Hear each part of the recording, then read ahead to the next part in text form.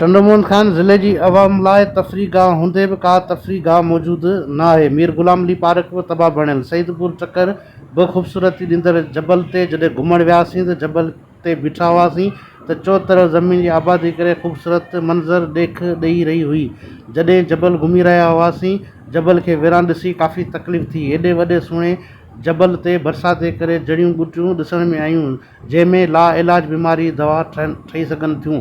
जबल में सावक पुण नज़र आई पे। जेकॾहिं जबल ते ज़िले इंतज़ामिया चूंडियल नुमाइंदा ध्यानु ॾियनि हा त टंडोमोहन खान जी अवाम लाइ बहितरीनु तफ़री बि थी विया, मुक़ामी माण्हुनि जो रोज़गार बि थी विया।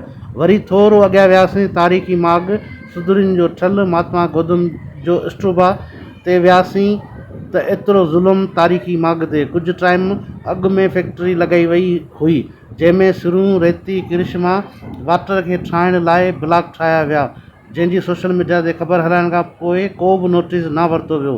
कमु मुकमल करे ठेकेदार वियो हलियो छो त उन ठेकेदार ते बाअसर वॾेरनि जो हथ हो। नोटिस त न वरितो वियो पर तारीख़ी माग ते कमु न करायो वियो। हिन तारीख़ी माग खे कोर्टसगिरी जे हुकम ते बि अमल न कयो वियो आहे। जॾहिं त हिन तारीख़ी माग ते बहितरीनु तफ़री ठही सघे हा, नौजवाननि खे हिन तारीख़ी माग ते ॼाण मिली सघे हा।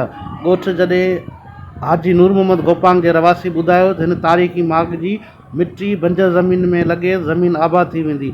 वरी हिन रोड ते मुलाकातियार में सिंधु दरिया आहे जंहिं ते ॿेड़ी का पॉइंट ठहियल न आहे जो टंडोमोहन खान जी अवाम तफ़री करे सघे।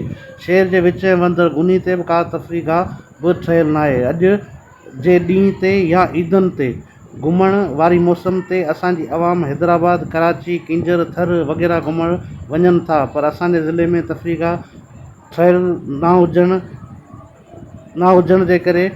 हुजण जे करे अवाम ॿियनि शहरनि मां वञे थी। जॾहिं त हीअ तफ़री गाह ठहियल हुजे हा त ॿियनि शहरनि जा माण्हू बि असां वटि घुमण बि अचनि हा, मुक़ामी माण्हुनि जो रोज़गार बि थी वञे हा। अफ़सोस ई करे सघिजे थो ज़िले इंतज़ामिया चूंडियल नुमाइंदनि ते।